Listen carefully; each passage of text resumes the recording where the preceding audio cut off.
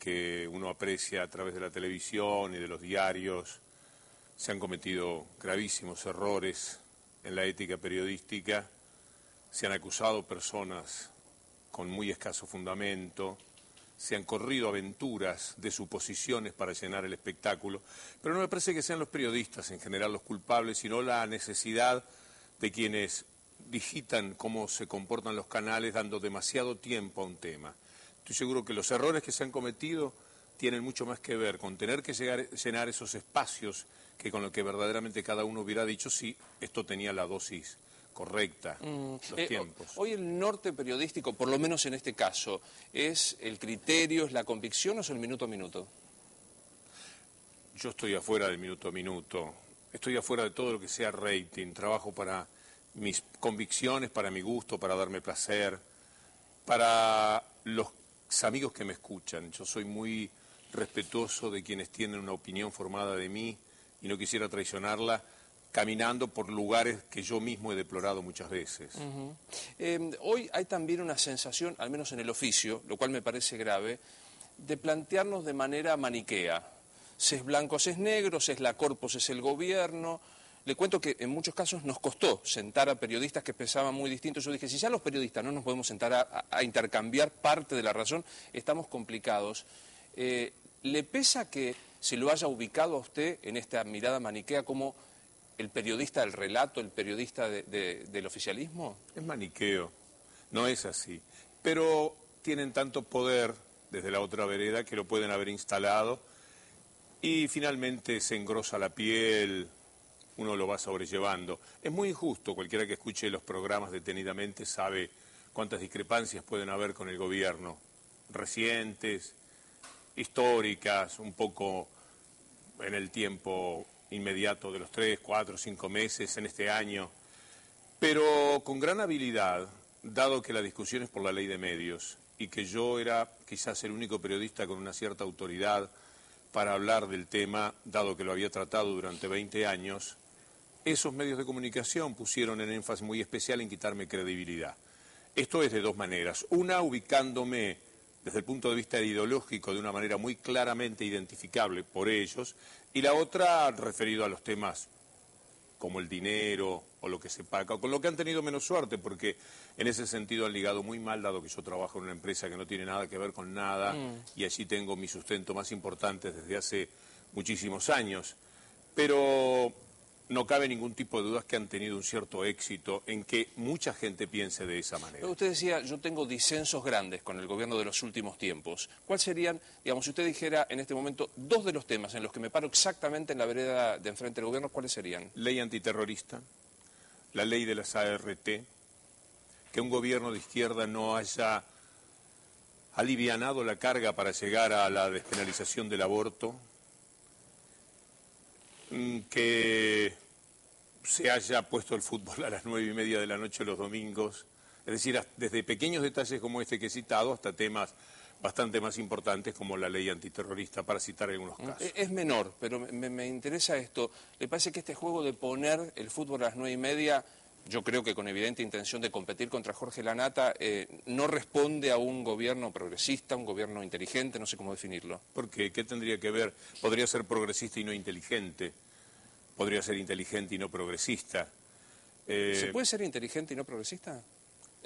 Se puede ser sensible y progresista. Lo que no sé es, en caso de no ser progresista, es sensible. Lo que nos importa el otro es lo que marca, de alguna manera, la sensibilidad de la izquierda, no la inteligencia. Se puede ser torpe, se piense como se piense, se puede ser muy inteligente, muy hábil desde la derecha, y de eso tenemos muchísimos ejemplos. Mirado desde el punto de vista del periodismo, ¿es un gobierno de izquierda? Digamos, yo relaciono la izquierda con el progresismo toda vez de este gobierno que intenta que las clases más postergadas tengan mayor dignidad. Esto es para mí el progresismo, ¿no? Pero digo, ¿se puede ser desde el punto de vista de lo periodístico progresista y no tener un presidente que hable con la prensa, dé conferencias de prensa, rinda cuentas? Yo soy enemigo casi de las conferencias de prensa, me parece que son inviables, salvo para un tema concreto y específico. Y supongo que van a venir conferencias de prensa. Yo me animaría a decir que en el próximo tiempo lo que sucede es que en este momento, en el desorden que hay, en el comportamiento muy ladino, muy perverso, en esta caída a los peores abismos del periodismo. Una persona que confronta con una conferencia de prensa puede tener que estar discutiendo demasiado tiempo sobre la base de disparates, de acusaciones personales, de hostigamientos que nadie puede tolerar. Pero yo creo que una conferencia de prensa como la que dio Chegaray, que es el Poder Ejecutivo, ante un tema concreto como el que se ha presentado en esta impresentable actitud de la Corte Suprema de Justicia a través de lo que ha sido Lorenzetti sintiéndose entre San Francisco y la presidenta, entre Francisco y la presidenta, es decir, poquito menos que el Papa, pero más que la presidenta y que por lo tanto no puede ser investigado. Una conferencia de prensa en esas condiciones es una cosa realmente muy útil. Hago un extrapolo. Lorenzetti dijo, investíguenme, háganlo formalmente. ¿Por qué usted dice que no quiere ser investigado? Cuando alguien presiona de esa manera diciendo me están investigando y no es cierto, lo que está queriendo es hacer suponer que hay una persecución sobre su persona.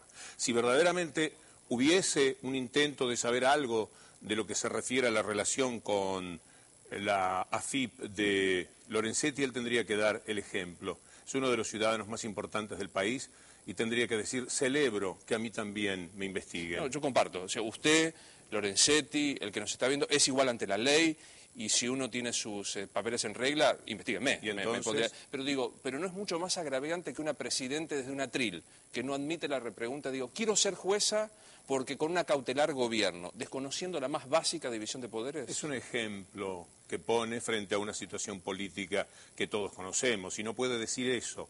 Una persona que es atacada en su juicio por bipolar, por corrupción, por todo lo que se dice de la presidenta. Si encima no puede de vez en cuando hacer una pequeña catarsis jugando con una idea, es una persona común y corriente que se enoja, que sufre, que siente, que se planta frente a los periodistas y a la opinión pública con toda la carga. No es un ser especial. Y debería serlo. Yo creo que un presidente es un ser distinto. No es igual a usted, no es igual a mí. Yo quiero decirle que jamás atacaría, me parece ruin, atacar por bipolar a una persona o por tener cáncer o desear el mal.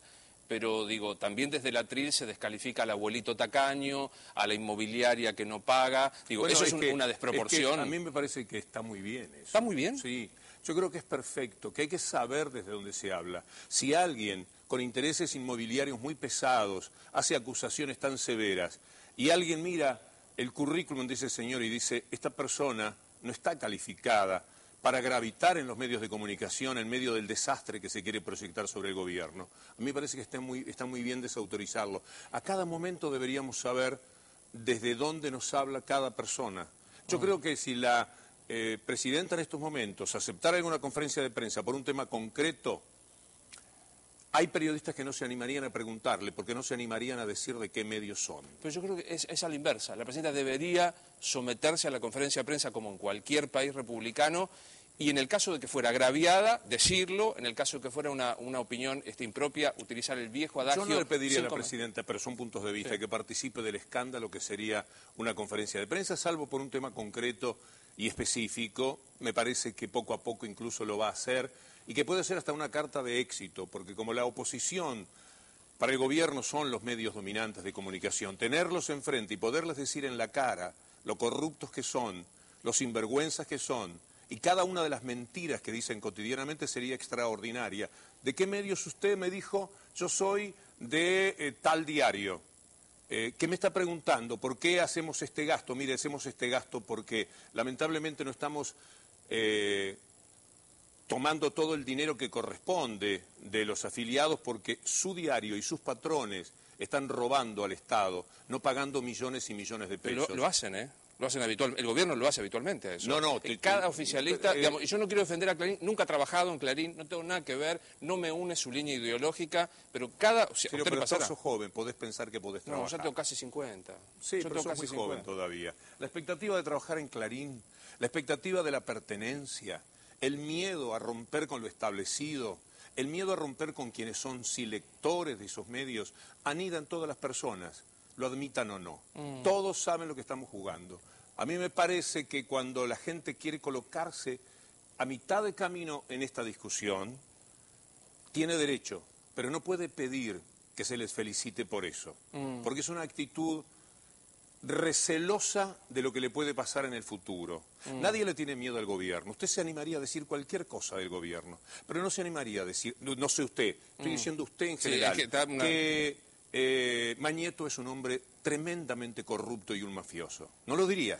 En cambio diría de la presidenta que no da conferencia de prensa, que se opone a esto y a lo otro, que no tiene derecho a mencionar que una persona no ha pagado los impuestos. Los impuestos. ¿Sabe lo que es Mañeto en la vida del país? Lo que pasa es que la mayoría de la gente hace lo posible para no verlo desde el periodismo, porque si no se tendrían que jugar. Y jugarse es una cosa muy difícil, porque no es solo Mañeto, es Mañeto y lo que está establecido. Sí. Estamos hablando del peor corrupto del país. Usted sabe todo lo que hace Mañeto. Y si lo sabe, tendría que decirlo de la misma manera. No, cuando digo usted en general, el periodista. Está claro. De la misma manera que se habla de los aspectos que hacen desdorosamente al gobierno. ¿Le parece más, digamos, no quiero entrar en comparación, pero no quiero caer en el mañetismo o antimañetismo, ¿no? Pero digo, ¿le parece yo no tengo problemas en caer. Yo soy anticorrupción de esa persona. Está claro. La conozco desde hace muchos años. Está bien, quiero decirle algo, Víctor Hugo. Este mismo gobierno tenía un pacto con Clarín hasta que un momento se rompió. Así es siempre los gobiernos, hasta las intendencias. Usted que, como yo, es un hombre... Yo soy de Rosario y sabe perfectamente que cuando un hombre comienza, sobre todo cuando empieza con el 22% de los votos, yo fui tremendamente crítico de esa etapa del gobierno, porque cualquiera que esté aliado a la mafia, para mí se comporta mafiosamente. Entonces, el gobierno de Néstor nació mafiosa. Esa etapa, no, concesiva con la mafia, porque no es necesario estrictamente ser mafioso, uno lo puede ver de esa manera, pero le puede tener miedo.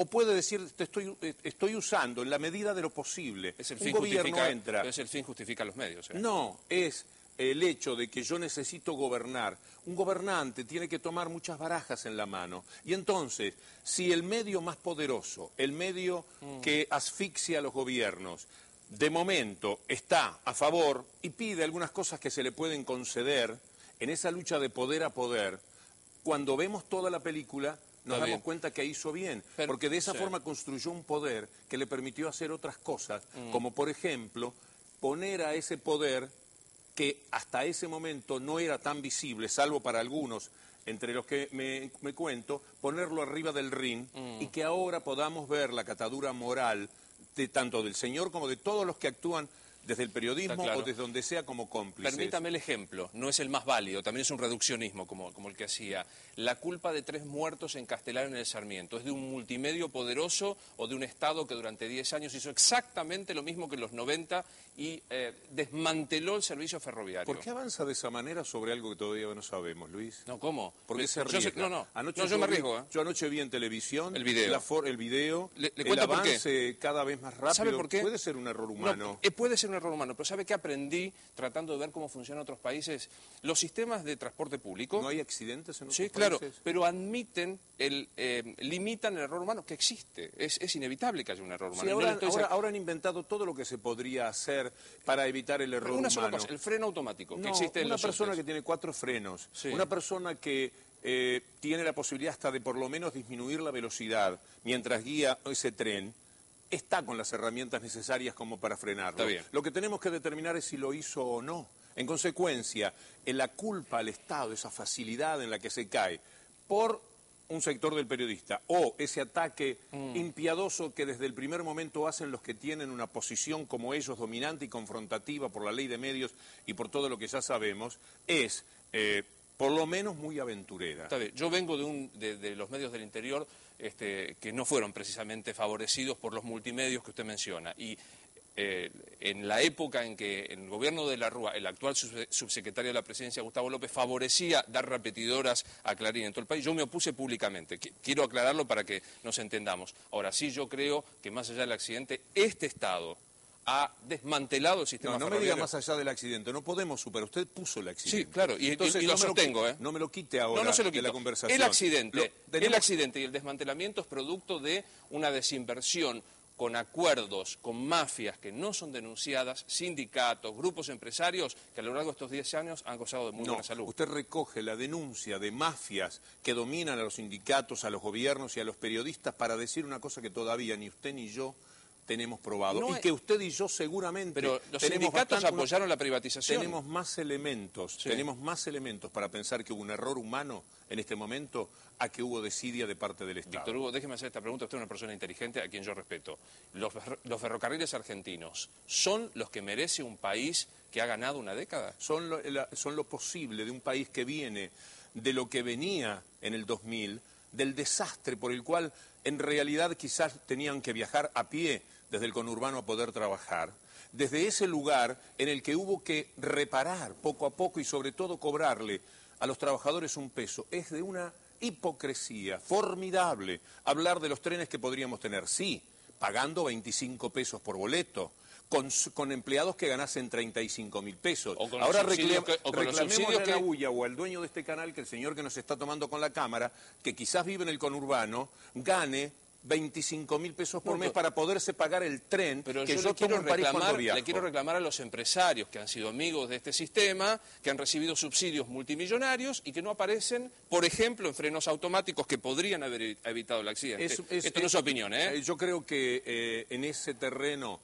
el Estado falla por todas las ventajas que el otro Estado, el Estado débil, el Estado que no se comprometía con nada, el Estado mañetista, el Estado liberal, le permitió en los arreglos que se hizo con las empresas cuando le dio todo, que sean los verdaderos dueños. Y que hoy sigue, que no se modificó, Muchos de los funcionarios, muchos de los funcionarios puede ser que sean corruptos, otros sabe lo que son, Luis, impotentes frente a ese señor superpoderoso que maneja millones y millones, al que uno le dice, mirá que te tengo que multar, y multame si no le importa la multa, y mirá que te tengo que suspender y suspendeme. Es muy difícil, no es tan fácil como se plantea desde los medios.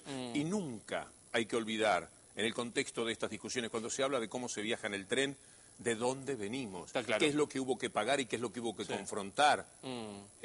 Yo sé que es reduccionista hablar solo de los trenes y sé que no es una alusión personal. Yo no me siento hipócrita diciendo que estos 10 años fueron tan penosos en materia de servicios públicos como los 10 años anteriores. Yo me sentiría hipócrita diciéndolo, Luis. Yo lo digo con total tranquilidad. Usted no se siente hipócrita, pero yo me sentiría hipócrita si lo dijera. ¿Sabe por qué? Porque yo conozco lo que es el mundo. Y usted también. Yo he viajado en trenes maravillosos, pero cuestan un montón. Cuestan un dinero y además son en países que ya no tienen el tipo de problema que tenemos nosotros, las desigualdades de América Latina, etcétera. Entonces, en Europa, donde estuvieron 400 años robándonos a la América Latina y al resto del mundo, y al África y al Asia, y se robaron todo, pudieron construir países que siempre van a estar a la delantera y siempre van a tener mejores trenes. Para nosotros eso es una dificultad. De donde veníamos, de donde estuvimos en el 2000, ustedes, bueno, me dice que tienen 50. Bueno, ahí estábamos.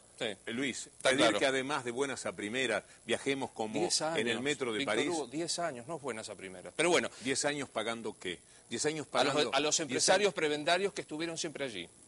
Y a los que no se les quitó la concesión hasta hoy. Empresarios a los que se ha favorecido, Luis, históricamente, con las prebendas que daba el Estado débil. El Estado no Cuando el Estado se quiere volver fuerte de pronto, tenemos esta puja de poderes tremenda, en la cual el gobierno siempre sale perdiendo, porque enquistado con esos otros intereses están siempre los medios de comunicación. Me quedan 2 o 3 minutos y sé que usted es un hombre Nada más. Nada más. Hemos hablado 20 y pico de minutos, quiero decirle.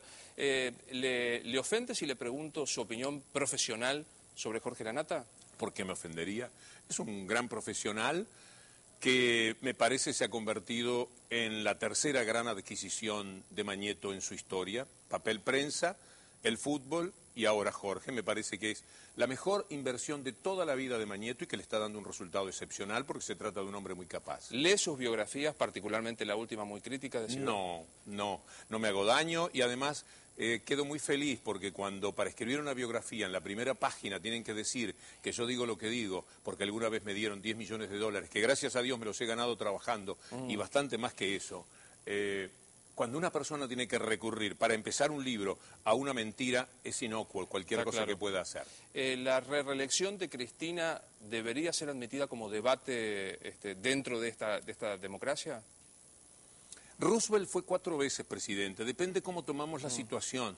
Si en los Estados Unidos Roosevelt fue presidente en el 32, 36, 40 y 44, se murió en el 45 si no hubiera tenido 4 periodos y quizás 5. porque venía de una gran depresión como la de 1930, y teniendo en cuenta la depresión de la que viene la Argentina, no sería por lo menos desubicado planteárselo. Es una posibilidad. Lo ideal no sería eso, pero los líderes, porque son confrontativos y pelean contra lo establecido y tienen un componente de dignidad muy fuerte, se alejan demasiado del resto de los seres comunes. Entonces encontrar un sucesor de Mitterrand, un sucesor de Gaulle, un sucesor de Alfonsín, para aunque sea hacer oposición, no es una cosa demasiado fácil. Y yo creo que al kirchnerismo le cuesta muchísimo encontrar una continuidad que no sea Cristina Fernández. Ahora soy indiscreto. ¿La votaría Cristina por tercera vez? Sí, en este momento de alguna manera se corresponde con aquel lugar donde yo tenía muchos de mis sueños, no todos. Ya le dije cuáles son mis discrepancias y tengo otras. Total. Usted me pidió Para la próxima venimos. Me pidió 2 o 3. Pero Luis, usted tiene sueños, sí, y tiene críticas. Si donde estaban las críticas un día se compadecen de sus sueños, ¿por qué seguir empecinadamente en contra nada más que porque un periodista se luce cuando supuestamente es enemigo del poder? Los gobiernos no son el poder. Pero algo más que los sueños. Hay una Constitución por la que juró la Presidenta que dijo que serían 8 años. Sí, la Constitución permite perfectamente los cambios, porque para algo dice que 2/3 podrían cambiarlo, con lo cual la propia Constitución está diciendo que sí me pueden cambiar, solo que tienen que hacer esto. No dice que de ninguna manera me pueden cambiar. Es cierto. Generalmente cuando uno cambia la Constitución cambia para adelante, no se incluye. Es casi de una dignidad de quien está al gobierno. No, la Constitución lo que dice se puede, es que se puede reformar de tal manera. Claro. Y si la puede reformar, la puede reformar a lo que dé lugar ¿Vota en políticamente. capital o vota en provincia? No voto. Ah, claro, mirá que lapsus notable. Yo le respondí siguiendo el juego periodístico de lo que haría. Está claro. Bueno, le agradezco mucho, de verdad. Por lo menos el barrilete cósmico y Tosca nos unen. Nos separan un par de... Y en lo demás, si se anima, va a ver que también. Ahí está. Si hoy la tuviera frente a frente a Cristina, en un mano a mano de una deuda que usted cree ya tiene, ¿qué le diría? Despenalización del aborto. ¿En todos los casos? En todos los casos. Yo estoy a favor en todos los casos también, que tiene tercera coincidencia. En todos los casos. Y una deuda más social, INDEC, Moreno... El INDEC es algo, mire, yo tenía hasta una canción, Indeclandia, porque todos nosotros, usted, yo, también hemos sido manejados por el periodismo dominante, que sabe siempre, ellos siempre supieron a qué estaban jugando. Y nosotros con el INDEC, le voy a hacer una pregunta, ¿usted arregló, alguno de los muchachos arregló una sola vez de acuerdo a lo que dice el INDEC? ¿O arreglaron en paritarias? Hace 10 años que hay paritarias en la Argentina. Esos arreglos de 20, 25% no son por el INDEC. Le concedo. El INDEC para lo único que hubiera servido es para que los que aspiran a hacer mucho dinero en esa timba financiera con los bonos, cada vez que crecía el INDEC se llevaran del país miles y miles de millones de pesos. Le concedo. Yo no estoy en convenio, pero muchas veces arreglé por las paritarias. ¿A usted el INDEC le cree? No. Pero no necesito creerle, porque no perjudica al ciudadano. No, al ciudadano no. Dígame en qué lo perjudica. Y en que tiene que soportar, por ejemplo, la agresión de decir que el pan cuesta 6 pesos y si lo compra por menos de 16 me avisa. Entonces en eso está la propia derrota que podría tener el gobierno cuando alguien comprueba lo siguiente. Lo que ocurre también es que la persona que va a pagar el pan 10 pesos, el año pasado o hace 5 meses ganaba 3.500 y ahora gana 4.400. Esa persona no es tan sonsa. Si solamente sube el pan y no le subieron en paritaria su sueldo, si su sueldo se arregla por el 10% del INDEC y cuando va al supermercado se encuentra con un aumento del 30%, no es tan sonso como pensamos. No quisiera yo menospreciar a la gente pensando que de todas maneras y porque sí, por la linda cara de los integrantes del gobierno votaría contra sus propios intereses. Ha sido un gran placer, de verdad. Muchas Igualmente, gracias. Luis. Gracias. Seguimos en Parte de la Razón.